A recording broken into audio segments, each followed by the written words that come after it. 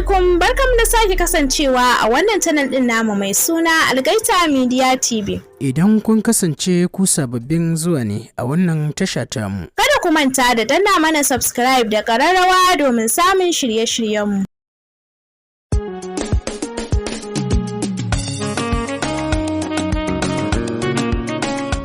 Jama'a assalamu alaikum. Barkanmu da warhaka, barkanmu da sake haduwa da ku a cikin wannan shiri namu, wanda muke karanto muku littafi mai suna Dahuwar mutum. Littafin shahararriyar marubuciya wato Khadija S. Muhammad matar J. Idan ba ku manta ba, na tsaya ne inda nake ba ku labarin. Sai da ya kwantar mata da sit ɗin sannan ya ja motar a hankali suka fice suka bar rigar. Karo na farko da ya juyo da ƙwayar idanunsa ɓangarenta. Kwance take sosai ta rungume dukkanin ilahirin hannayenta a kan ƙirjinta, ta limshe idanunta tamkar mai bacci. Ya janye idanunsa daga kan fuskarta yayin da ya shiga hira da zuciyarsa. To daga nan ne muka tsaya, yanzu kuma insha Allahu za mu ci gaba. Bismillahirrahmanirrahim. Da sunan Allah mai rahama mai jin ƙai muke fara dukkanin lamari. Allah muna roƙonka yanda muka fara lafiya, Allah ka sa mu gama lafiya. Allah ka raba mu da sharrin maƙiya da mahassada. Dahuwar mutum kashi na 64. Ba ƙarya, Bilkisu kyakkyawa ce, irin kyawawan nan da kallo ɗaya za ka yi wa mai shi ka fahimci hakan. Fatar ta limi-limi kamar mai kwanciya a cikin mai. Zai wahalar gaske ka ga ramarta, ko da yaushe za ka ganta bulbul, kwanin sha'awa. A karo na biyu kuma ya sake mayar da idanunsa a kanta, har yanzu idanun nata a limshe yake. Bakin gashin girarta gazar-gazar ya kwanta a kan idanunta. A hanzarce ta buɗe idanunta cikin sauri tare da faɗin tsaya-tsaya, amai zan yi. Ya taka birki cikin sauri, amma duk da haka, hakan bai hana ta yin rabin aman a jikinta ba. Da sauri Aliyu ya zagayo inda take, a lokacin a tsugunne take tana mayar da numfashi sama-sama. Goran ruwan da ke hannunsa ya miƙa mata, ta ɗaure jikinta tare da zare hijabin da yake jikinta tana kallon sa. Leda ya lalubo a cikin motar ya miƙa mata. Bayan ta kulle hijabin a cikin wannan ledar, ta warware ɗan kwalinta tare da lullube jikinta, ta kuma koma cikin mota, a hankali ta zauna. Sannu ya furta a hankali, ba tare da ta buɗe limsassun idanunta ba, ta gyaɗa masa kai, alamar yawwa. Wannan karan a hankali yake tuƙin motar, bayan ya ƙaro ƙarfin esin da ke cikin motar. Bangaren Samira kuwa bayan ta shiga gida ɗakinta ta shige haɗe da faɗawa kan gado, tana shan kukan baƙin ciki. Bayan ta yi mai isarta ne sannan ta umarci ƙanwarta da ta yi wa Afnan wanka. Bayan an kammala yi wa yarinyar wanka, ta fice a saɓe da yarinyar ba tare da sanin kowa ba, kai tsaye ofishin Aliyu ta nufa, har ga Allah tana son sa. Idan ma ya zama dole sai ya yi auren, to ya auri wata amma ba Bilkisu ba. Sosai ta tsane ta har gara Manatu, da wannan tunanin ta ƙara sa zuwa asibitin, ta sauka, kai tsaye ta nufi ofishin Aliyu. Amma cikin rashin sa'a ba ta same shi ba, sai ma jibgin marasa lafiya da ta tarar zaune suna faman zaman jiransa. Ita ma sai ta bi sahu ta zauna a gurin. Kimanin sama da awa ɗaya tana zaune zaman jiransa, amma har yanzu bai ƙaraso ba. Tana zaune tana yanke shawarar ko ma dai ta bi shi gida ne. Can sai gashi ya hauro step ɗin benen. Yana gaba, Bilkisu tana biye da shi a baya a wahalce.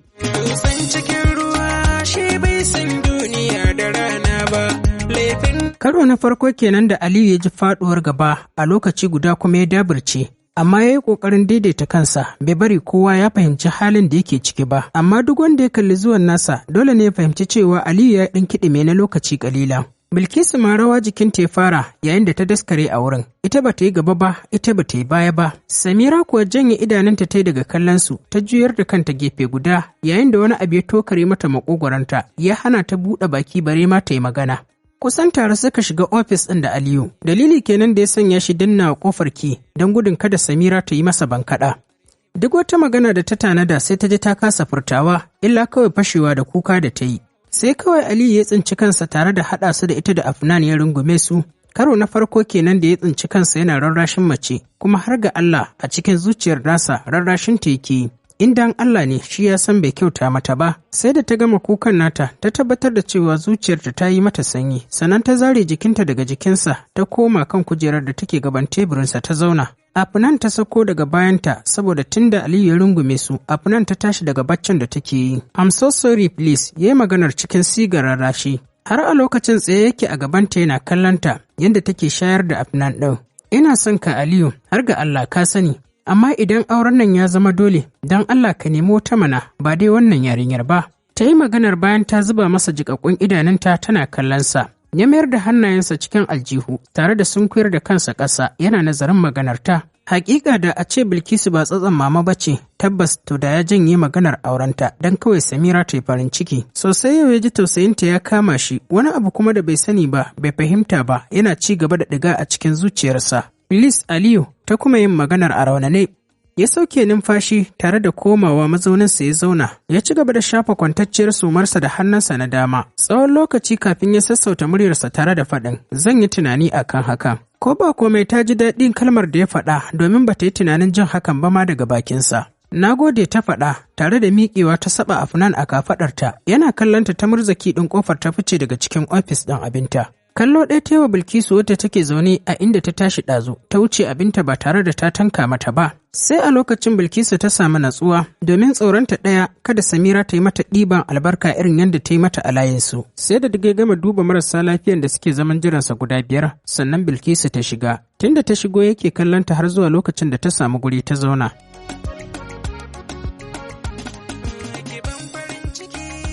Dukkaninsu su biyu suka shiru tamkar babu kowa a gurin, duk da bai janye idanunsa daga kan kallon da yake yi mata ba. Tunaninsa ne ya tafi kan roƙon da Samira ta yi masa. Ya sauke ajiyar zuciya a hankali idanunsa a kanta. Ya ce me yake daminki? Yanayin muryarsa sai canza mata yanayi, karo na farko da ta ji hakan a kan shi. Ganin yadda take ta kallonsa tamkar baƙuwar halitta, ya sanya shi ya saurin miƙewa tsaye tare da nuna mata ɗan ƙaramin ɗakin da ke cikin ofis ɗin nashi.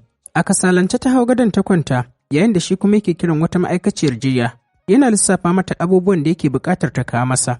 Babu ɓata lokaci ma'aikaciyar jiyar ta kawo masa dukkanin abin da yake buƙata. A maimakon ya yi aikin da kansa, sai umarci ma'aikaciyar lafiyar da ta ɗaura mata ruwa da kuma sauran alluran. Sai dai daga inda yake yana kallon dukkanin abin da yake faruwa. Tun Bilkisu tana ganin dishi-dishinsa har barci mai nauyi ya ɗauke ta. Bangaren Samira kuwa gidan su Laila ta wuce, sai da ta ci kukanta mai isarta, sannan ta labarta mata dukkanin abin da yake faruwa. Wani murmushin dama na san haka za ta faru Laila ta yi, sannan daga bisani ta ɗora da faɗin, wallahi ni dama daga ganin kura na san za ta ci akuya. Kin ga kika sake wannan yarinyar ta shigo gidanki?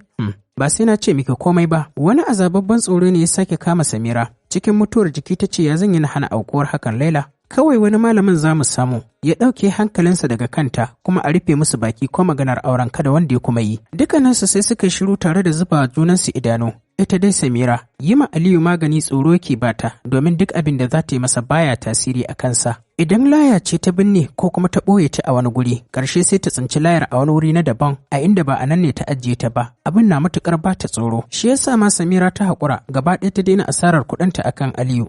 Shiru suka yi na ɗan wani lokaci kafin Samira ta ɗora da cewa Laila ban ta taki ba, amma dai lamarin Aliyu na matuƙar bani tsoro. Kin san komai, kin kuma san abin da yake faruwa game da Aliyu. Ke ni fa wallahi ban yarda ba. Laila ta yi saurin katse ta, kuma wannan ma in faɗa miki sabon fitowa ne domin shi ne ya min aiki akan Awal har ya kawo kuɗin aure na. Laila ta kuma ƙarfafawa Samira gwiwa. Samira cikin sanyin jiki ta ce to shikenan, zaki je ni. Kuma nan ba da jimawa ba insha Allah. Samira ta ce a to, ya dai fi miki. Haka Laila ta ci gaba da karfafawa Samira gwiwa har dai Samira ta gamsu da cewa komai zai daidaita. Karfe 2 daidai Bilkisu ta ture take away din da yake gabanta na sakwara da miyar ganye wanda Aliyu ya sa aka kawo mata. Daga inda yake zaune Aliyu ya tambaye ta tare da faɗin, "Are you okay?" Kai ta ɗaga masa alamar A. Daga nan Aliyu ya miƙe tsaye tare da ci gaba da tattare komai da yake kan tebur ɗinsa. Sai da ya kammala tattare dukkanin abin da yake kan tebur ɗin, sannan ya ce mata to mu tafi. Jiki a mace ta miƙe tare da sanya hijab ɗinta wanda ta gani a wanke kuma a ninke. Sosai take mamakin canzawarsa. Tunda Samira ta shigo ofis ɗin ta fita, gaba ɗaya ya canja mata baki ɗaya, kamar yana jin haushinta,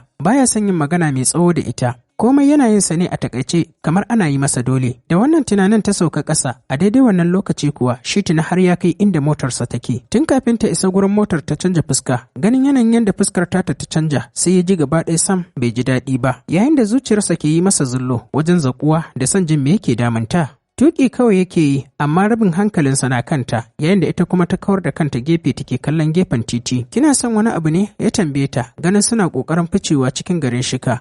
Domin takunar biye za su bi idan har rigar za ta koma ba gida ba. Kai kawai ta girgiza masa alamar a'a. Ya ɗan yi shiru tamkar ba zai magana ba, sai kuma ya sake cewa, gida za ki koma? Nan ma dai kanta ta girgiza ba tare da ta waigo ba. Bai ƙara tanka mata ba har zuwa lokacin da suka isa rigar. Ledan magungunan ta ya miƙa mata, ganin tana ƙoƙarin fita ya sanya shi kulle ƙofar motar. Ita kuma jinta a kulle bai sanya ta waigo ta kalle shi ko kuma ta yi masa magana ba. Sai suka ci gaba da zama tamkar kurame a cikin motar. Numfashi ya sauke a hankali tare da faɗan "Are you okay?"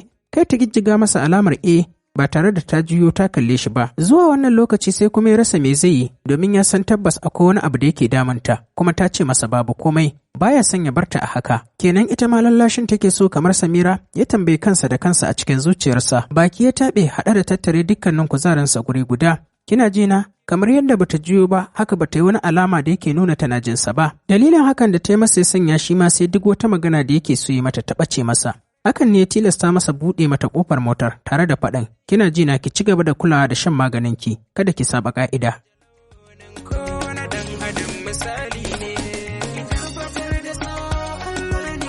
Ficewa kawai ta daga motar ba tare da ta tanka mishi ba. Yau kam ta ƙara yin kukan mutuwar Seb, namiji guda ɗaya da take da yaƙini a kansa. A yau kam da Seb ne ya yanke hukuncin zaɓarsa a matsayin mijin aure ba tare da jin ra'ayinsa ba, ta san tabbas da ba za ta yi kukan hakan ba. Amma Aliyu gashi tun ba a je ko ina ba, har ya fara nuna mata iyakarta. Haka ta ƙarasa wunin ranar duk babu daɗi, sai da Samira ta tabbatar da cewa duk ta haɗa wasu magunguna da za su sanya Aliyu ya manta da maganar Bilkisu, sannan ta dawo gida. Daga yadda malamin ya tsara mata haka ta yi, bata kuskure komai ba, illa kawai ta zuba ido haɗe da bibiyar dukkanin wani motsin Aliyu. Karo na farko da ta fara gane cewa maganin yana aiki, domin sai da ta lissafa kimanin kwana 8 ba tare da Aliyu ya shiga gidan mama ba. To jama'a, duka kuma a nan za mu dakata tare da fatan mu kwana lafiya. Ku ci gaba da kasancewa da wannan tashar tamu mai suna Algaita Media TV da kuma farin ciki Hausa Novel.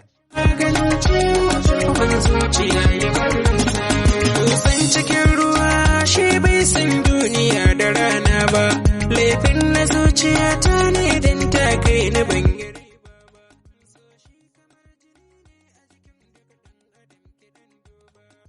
Babu wanda baya so ko yara abin misali.